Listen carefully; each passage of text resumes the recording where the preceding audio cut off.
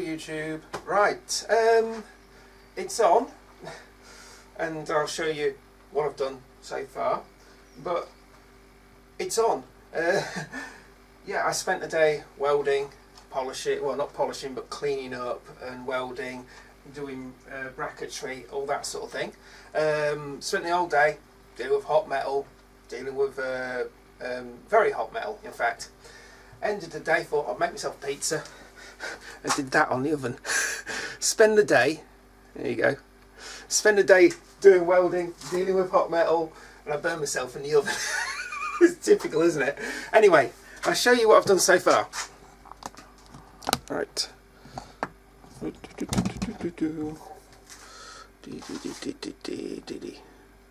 There we go.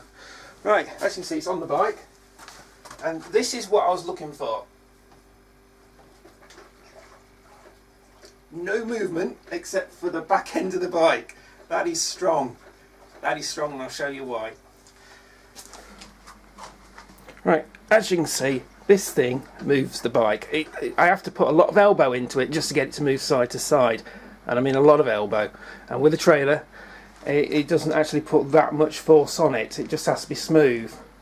I've done a bolt to the original bolt system here, and then I've got the bracket, and it bolts up to here onto the rear luggage rack, and then bolts up to here with some chunky bolts. And really, it doesn't actually need this, but I put it there anyway.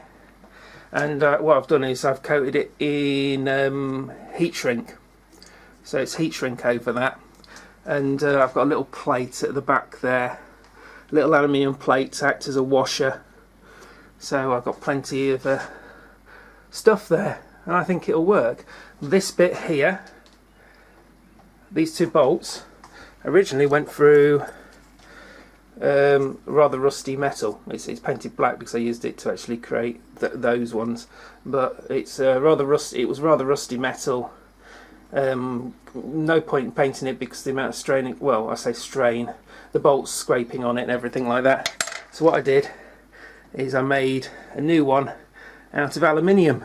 If we look in my little, yes, that thick aluminium, and I basically made them out of this stuff, and I've got a fair amount of it. Cleaned it up, polished it up, and created nice thick aluminium, soft metal aluminium stays. I say stays, whatever they're called. Clamps, that's the word, clamps. So I'm pretty, there is a little bit of movement there, but I don't think it matters. And I have taken this out on a run. I have actually put the trailer on it, and I have got it up to 60 miles an hour, smooth as anything. I'm really pleased. So yes. Right then, rear rack moves the bike. This moves the bike.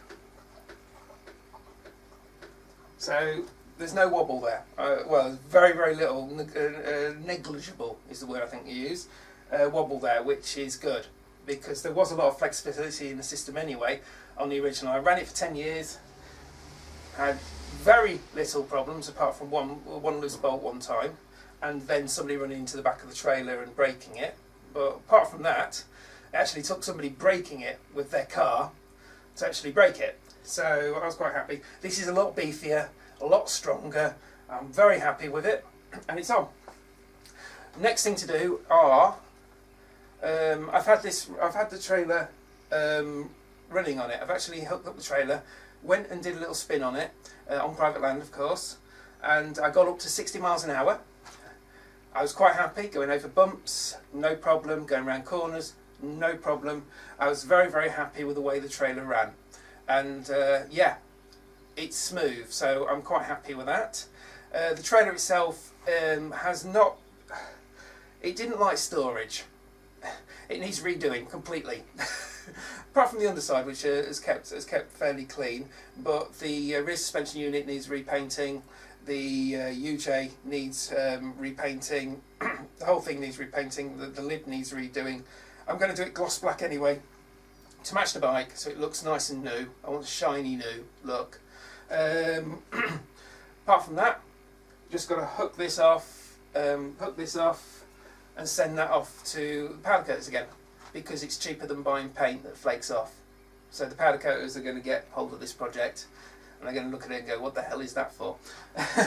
Then the one thing that's really niggling me at the moment is I need to access the electrics, so I can put the brake light on and the indicators on. If anybody can tell me, firstly, how to get the rear light off and how to get to the indicator wiring, because with it being an LED light, you don't have to change the bulb, so you don't have to. Well, you just unscrew it and change the bulb, because it's LED. It's a fixed unit.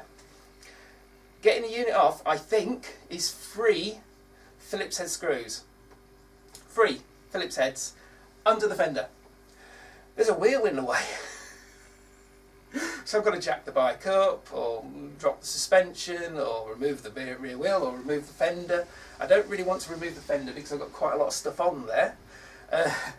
So yeah, free Phillips head screws. Somebody didn't think they're in a design. What's wrong with just ordinary bolts that I can put a little wrench on and undo them? You know, that sort of thing, yes. But yeah, if anybody can, because I've looked on YouTube, I've tried looking for places, information how to take this rear light off, how to take the indicator units off, so I can do the wiring. I just want to access the wiring. I've got a wiring diagram, so I know which wires I need to do, and it's 6 wires I need altogether to run to the trailer. That's not a problem. The block is going to go probably under here or behind the number plate, so you can just come along, hook it under. It's out of the weather, it's out of the way. You can't see it when the trailer's not on the bike, so that is quite good. I just got to be able to do it. Or if there is another way of doing it, of running electrics to the rear trailer, I have thought of maybe little sensors that you just plug. Sensors pick up, run a separate power unit for the trailer, and basically indicators go on, brake light comes on, rear light is on. Could have it so the rear light is permanently on, so I don't have to worry about that. So only when that gets very, very bright, I could do that. I know there are systems out there that you can do it.